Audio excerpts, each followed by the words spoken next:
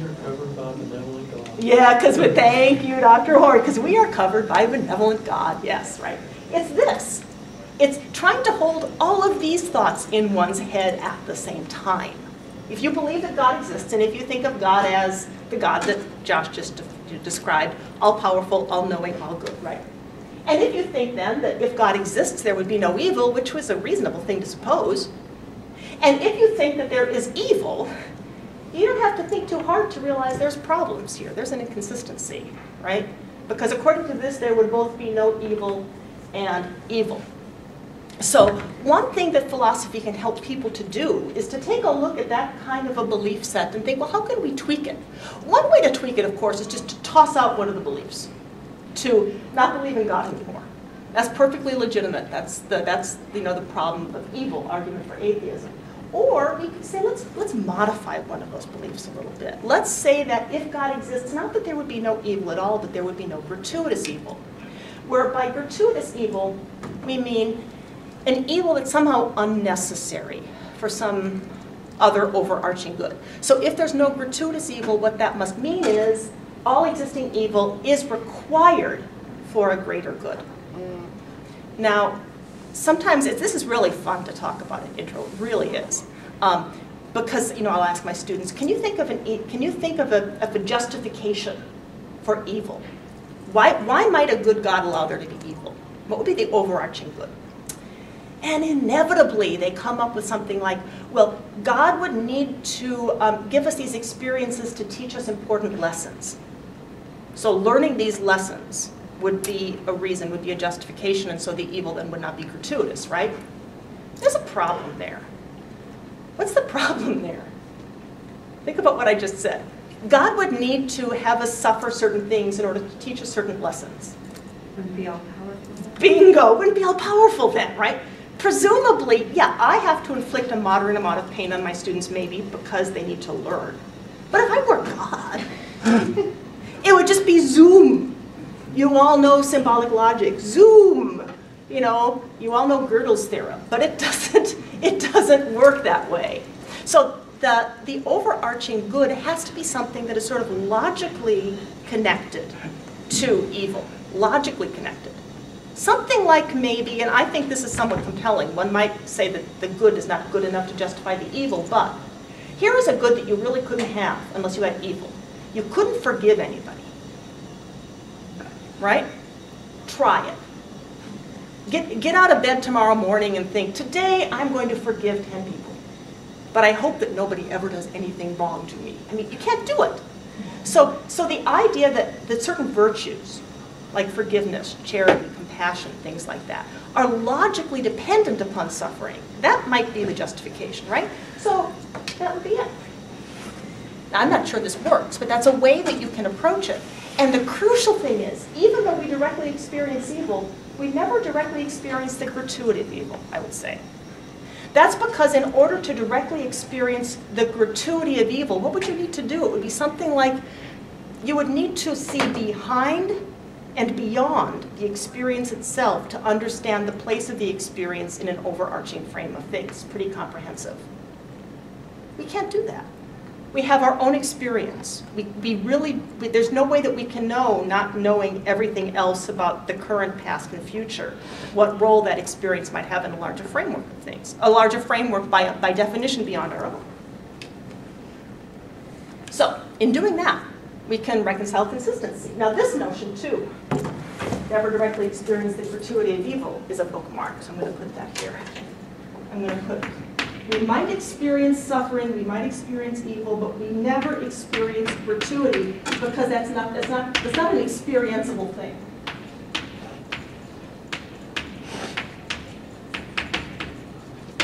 Dona, does that mean we don't recognize malevolence when we see it?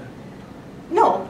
No. It means that even if we experience malevolence, we can't know that malevolence is gratuitous, right? Fair enough. That maybe that malevolence in the greater scheme of things is necessary for a greater good. We can't know that because we don't know the greater scheme of things. Now, one might argue that's not plausible.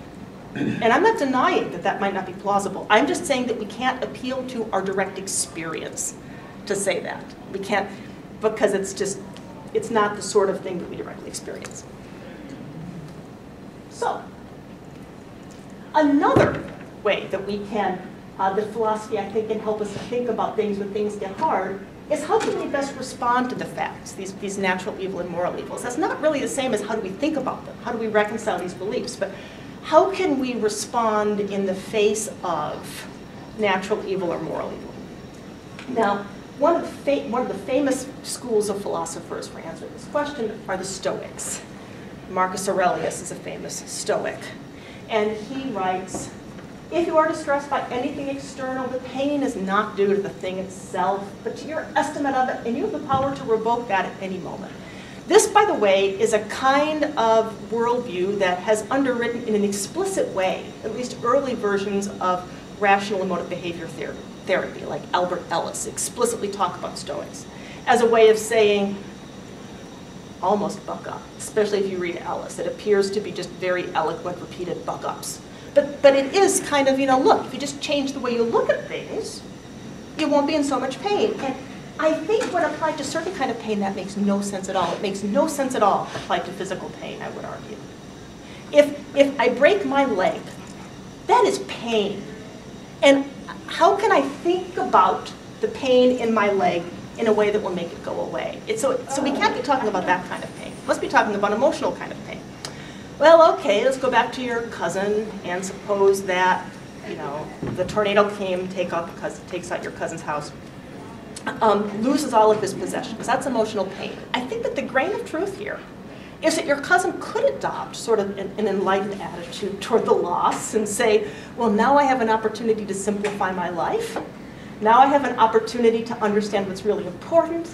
Now I have an opportunity to sort of not be quite as materialistic maybe as I was before. And that's exactly, I think, what Marcus Aurelius and other Stoics would say is a good thing. But now let's go back to the case where, well, let's think about specific personal examples. Think about cases not where bad things happen to you, but where someone does something horrible to you intentionally. Moral evil. We may be experiencing that now. Someone doing something horrible to us intentionally. We could think about individual things in our own life, times when friends have kind of taken pieces of knowledge that we've given them and used it to sort of stab us in the back.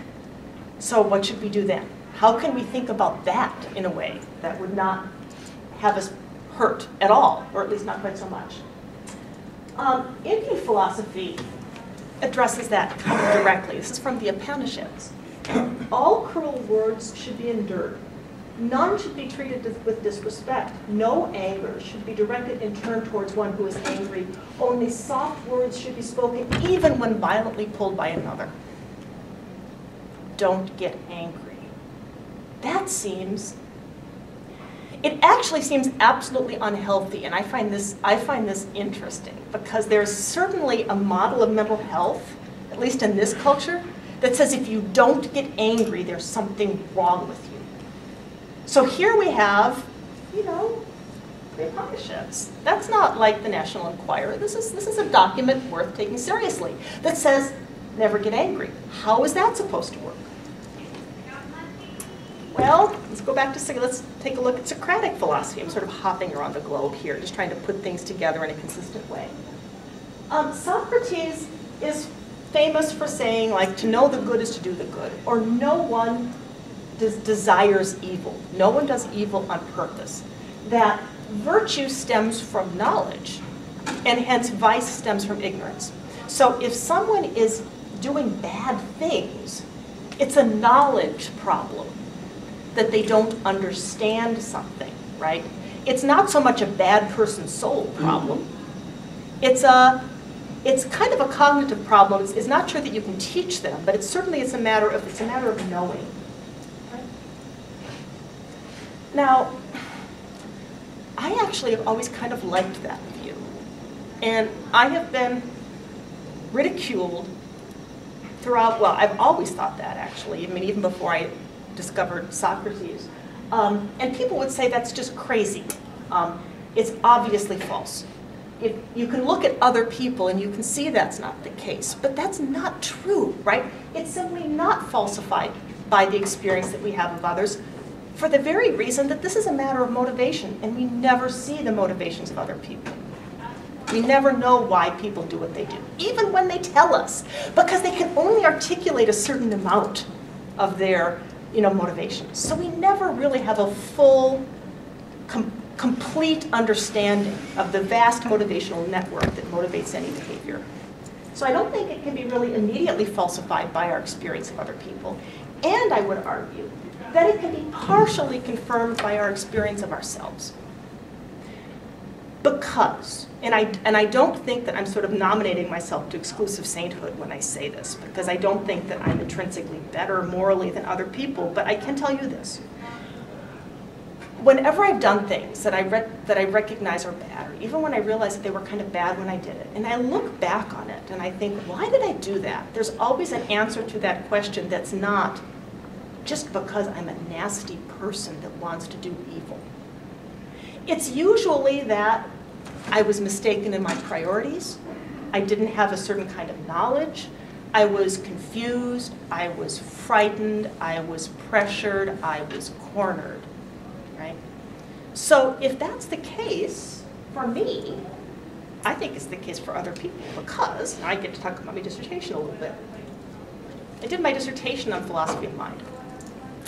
And there are two accounts, at least two accounts, of how we understand each other. One is the theory, which says that you understand me and I understand you in much the same way that we understand physical objects.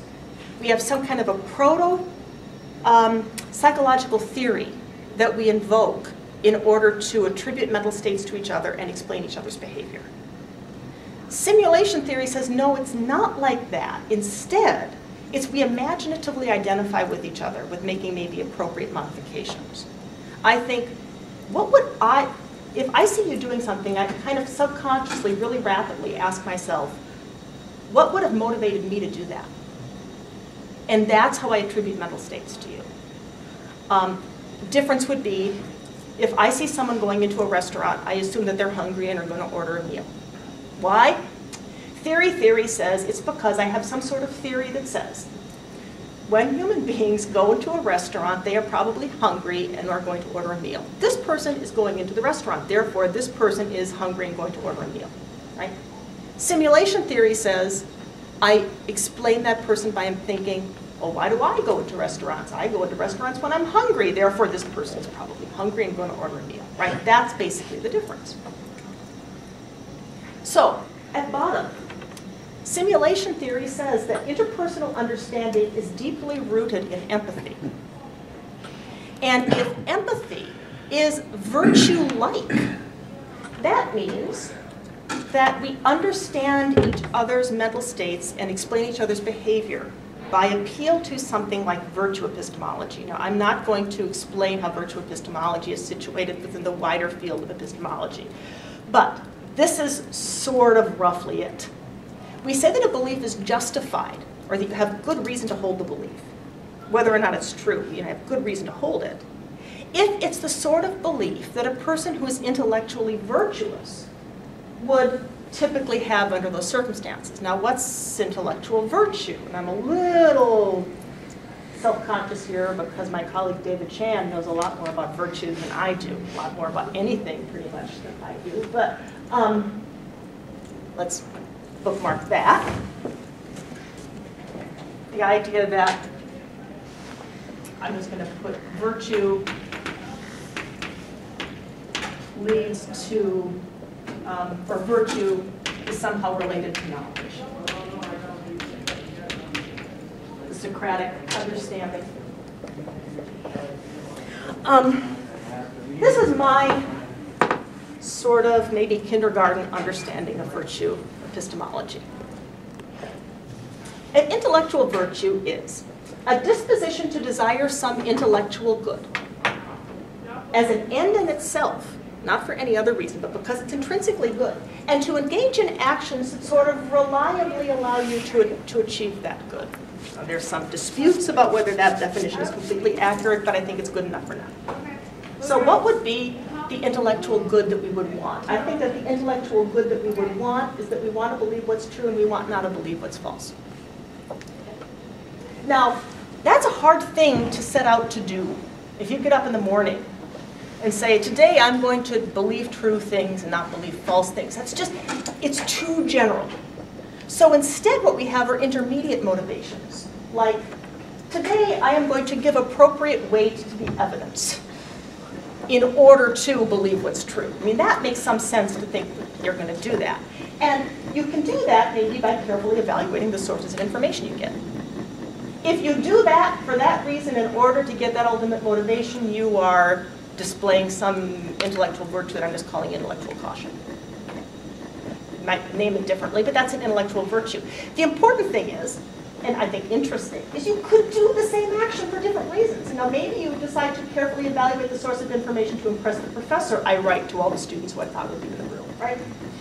If you do that, that's not a virtue then. You're doing the right thing for the wrong reasons. The virtue is doing the right thing for the right reasons. Similarly, we might want to understand another person in order to, believe what's true. I maintain that we understand another person by imaginatively putting ourselves in the place of that other person. That's simulation theory. That, then, would be intellectual empathy. I think intellectual empathy is sort of foundational to interpersonal understanding in a very interesting way. On the other hand, if I put myself in your situation in order to exploit you, that is not intellectual empathy. That's not a virtue. Now, the thing about any sort of cognitive technique, any sort of skill, any sort of intellectual virtue, even when we do it regularly, and even when it's something as simple as maybe just taking in sensory evidence from the environment, it tends to fall down under conditions of extremity. Like if a source is telling us exactly what we want or need to believe, that can confound the operation. We might be less critical than we ought to be. Similarly, if a source is telling us things that we really don't want to believe, we might be more critical than we ought to be. So I'm not saying that we all do this perfectly. Certainly when things get hard, we do it less perfectly. Sometimes if a person is saying or doing things to harm us, it's hard to put ourselves in that person's place. It just is. There's a natural tendency to get defensive, but that doesn't mean it's not an important thing to do. So, let's tag intellectual empathy. And now we're ready to put all these tags together.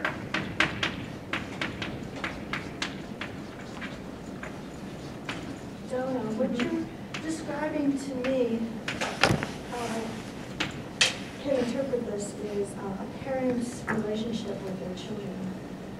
Maybe. Easily. Is it? Oh, absolutely. Okay, I mean, I have no children, so I will take your word for that. It's easy for a child to say something that can hurt your feelings, the parent's feelings. Yes. And it's difficult for a parent to put themselves in their shoes, try to figure out why they did it. Oh, and yes. to stay calm. Yes, indeed. So all of these connections I could easily see. Yes, in indeed. and, Yeah. dynamic. Yeah, absolutely. And I think that the closer someone is to you, if they say something to hurt you, the harder it is, because it's more painful. And pain generally does not conduce to clear thinking. So, this is the summary of stuff you probably already know. When people hurt us and things get hard, we can admit that we're hurt. I've always had trouble with anger. And I thought, well, I mean, I must have some emotions. I mean, trouble with anger in the sense that I don't perceive myself as getting angry very much. And people would say, that means you're psychologically ill. And I say, I may in fact be psychologically ill. But I don't think it's because I have problems with getting angry. I mean, those are two separate and distinct things, right? But I certainly have some